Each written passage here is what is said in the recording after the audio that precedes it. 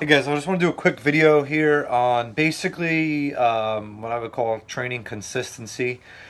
So I think the biggest mistake that most athletes make and most parents and coaches make is they're not consistent enough with their training frequency.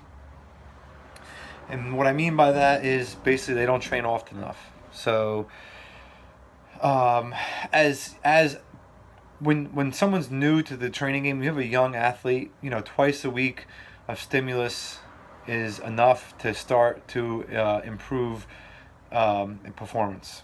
So, if you've never trained before and you start coming in twice a week, a lot of times that's enough for a young athlete to see improvements. But that quickly diminishes because what usually happens is they do that and it quickly diminishes because they're not increasing their frequency and their volume and their work capacity.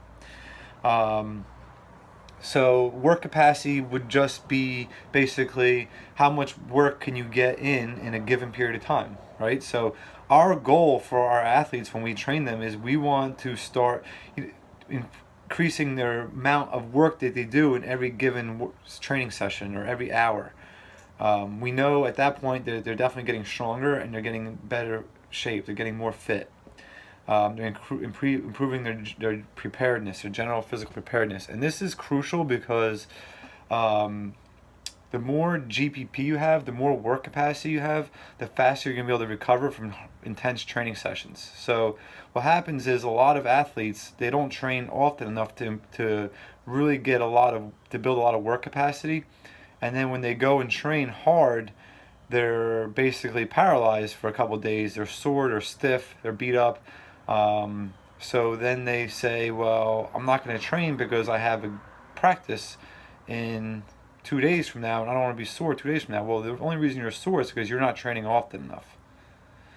Um, and that leads me into basically in-season training. So if you're not fit, if you're not training out of season, don't train in season. The in season is not the time to start training. You want to start early in the off season, and you want to train through the off season frequently, and you want to maintain, not maintain, but you want to maintain some sort of program in season so that as soon as the season's over, you jump right back into it, and you don't want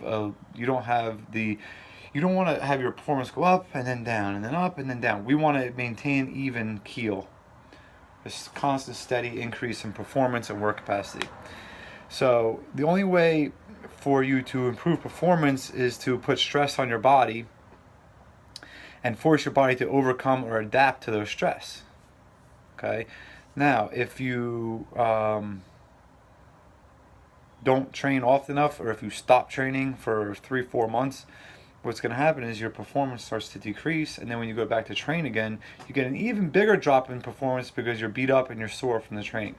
What we want to do is have a steady, you want to be on that steady drip basically of training. So our athletes that do the best, they're in season, they're off season, they're just here, they're gym rats. In season they might be twice a week, off season they might be 3-4 days a week, and then they're constantly getting that steady feed, that steady stress to their body, so they're not in a shock, right? So they can train twice a week in season hard and get a lot out of their training, be fresh for their games or their matches or their meets, and they don't miss a beat.